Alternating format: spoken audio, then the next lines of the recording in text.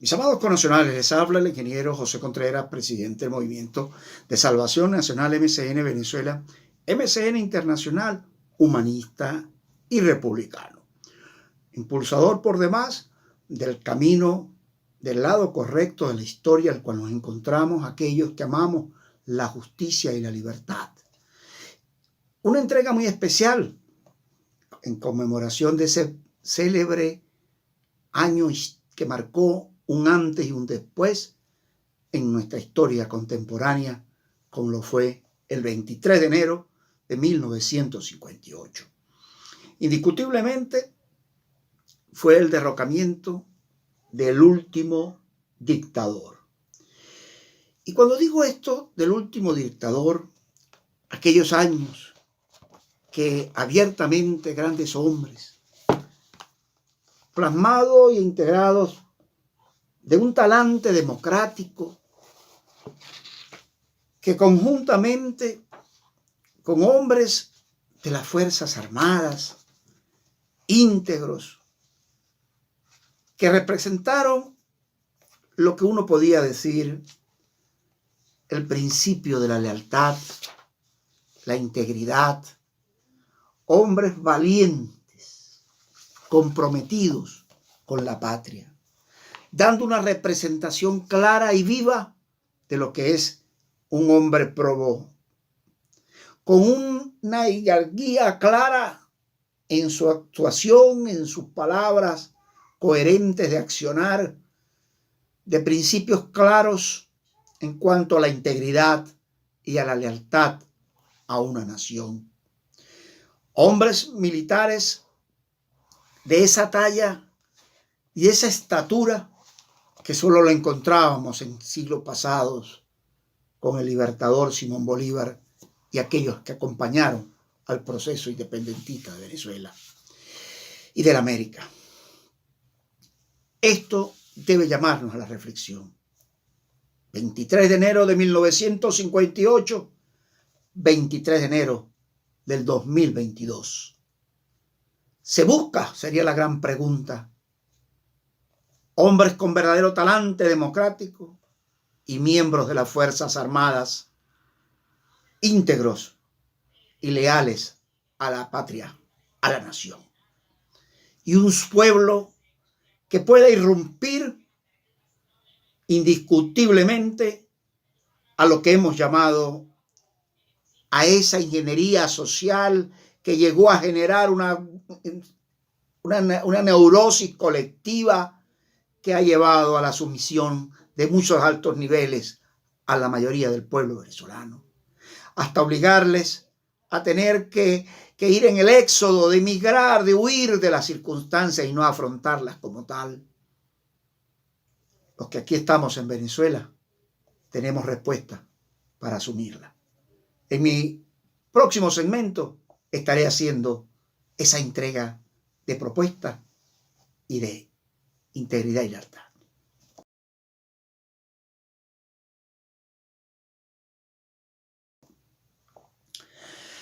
De nuevo, otra vez, después de la pausa, decir lo siguiente.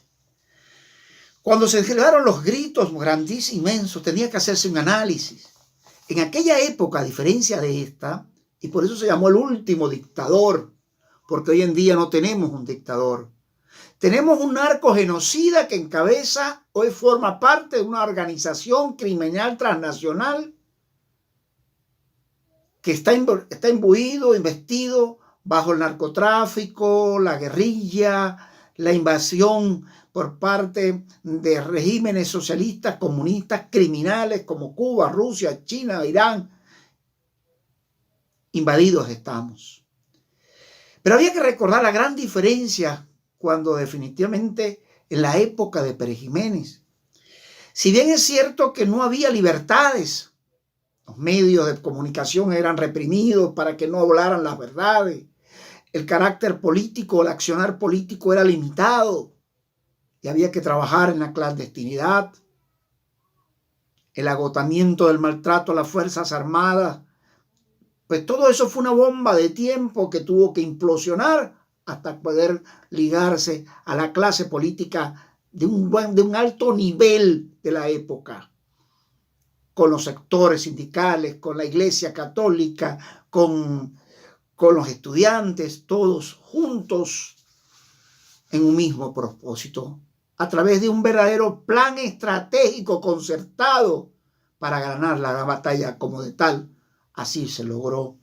A pesar, y Venezuela en esa época era algo así como un país de contradicciones, porque si bien es cierto que en el periodo de 1950 hasta 1957 el Producto Interno Bruto había subido de 17 millones a 25.000 millones de bolívares en ese año del 57. Imagínense ustedes. Venezuela era reportada entonces como la economía de mayor crecimiento porcentual, seguida por Alemania Occidental, México, Austria, Canadá.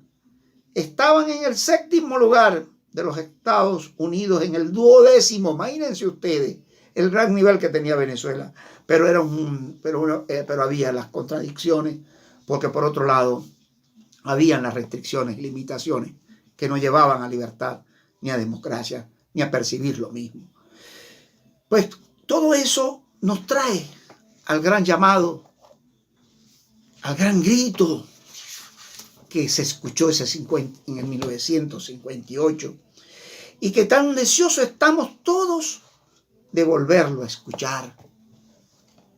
Investigando y leyendo, felicitando a Napoleón Bravo con un extraordinario trabajo que hizo esta semana, un documental investigativo y con las entrevistas que él hiciera a los actores principales de aquella gesta. Lo felicito, Napoleón. Tenemos que remembrar los hechos históricos, pero desde lo alto.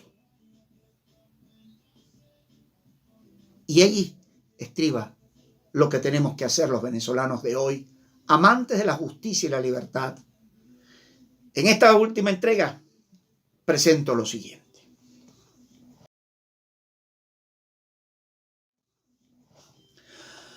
Sí, en esta entrega quiero cerrar el paso cuando se dice, en la época se dijo,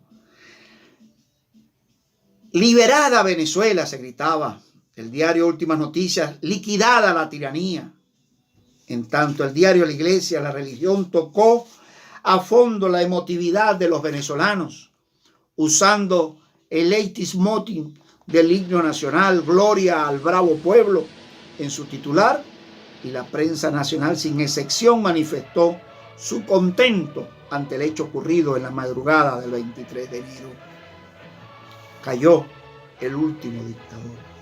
Pero no podemos venir a decir que Maduro es dictador, repito, ni tampoco puede tener tratamiento político su salida, aquellos que siguen caminando y trillando bajo la improvisación, a través de querer seguir siendo opinadores de oficio y sin oficio, creyendo que sin un revocatorio a quien es ilegítimo, ilegal, usurpador, pero hay que agotarlo. Hasta opiniones de grandes juristas al cual yo siempre admiré, y por ahí opina que es válido, es viable. Pero ¿cómo va a ser viable darle un tratamiento político a quien no es político, a quien es simplemente cabecilla de una banda criminal y que solo la justicia es la que debe caer sobre ellos? ¿Cómo un referéndum a quien está incurso en delitos de lesa humanidad y que la Corte Penal Internacional le diera 3 meses para que presentara sus atenuantes ante lo que se le lleva, la investigación que se le lleva en curso, y 3 meses para darle, realmente lo veremos, no me cabe la menor duda, esposado, porque la justicia va a sobrecaer de él ante tantas muertes y ante los delitos de lesa humanidad que ha cometido de manera pluripersonal ante el pueblo venezolano. Y entonces, ¿cómo se habla de darle un tratamiento político a un delincuente que pesa sobre él la justicia plena por estar huyendo de la misma, con presos su cabeza en Estados Unidos? Y ahorita Biden nuevamente lo acaba de decir, que es un dictador, lo llama dictador, pero no es dictador, es un criminal. Es un delincuente y su régimen usurpador, ilegítimo, ilegal, un Estado forajido, fallido, no puede establecerse hasta que no se restablezca el imperio de la ley, que solo se logra a través de la justicia y con ello la libertad para poder reinstitucionalizar el país y volver a ir a un gobierno de transición que nos permita, a través de una junta verdaderamente patriótica, ir al proceso de transformación política y el nuevo pacto social que conlleve indiscutiblemente a la apertura de la nueva y verdadera democracia. Y allí tienen que pagar tanto los grupos políticos capitulantes e inclusive hasta los opinadores de oficio y sin oficio, que buscan simplemente un burdo protagonismo a espalda de la vergüenza, a espalda de lo que significa la tragedia que vivimos los venezolanos. Quiero cerrar diciéndoles a todos: memoria histórica libertadora. Retomemos la agenda histórica que nos llevó a la libertad y asumamos con hidalguía, con valentía, con coherencia y los principios fundamentales que Dios nos ha permitido de ser una nación libre, liberada de todo punto de vista, con un nuevo liderazgo, impulsándolo con coraje y desde luego con una vocería internacional y nacional que nos permita decirle al mundo: en Venezuela, sí, haremos hombres y mujeres indiscutiblemente con integridad y lealtad a esta patria maravillosa de libertades. Que Dios bendiga a los venezolanos de bien. Tomemos este 23 de enero del 2022 como el acto más inspirativo que nos debe llevar a renombrar la historia de aquellos hombres con hidalguía, con verdad y con verdadero talante libertario y democrático.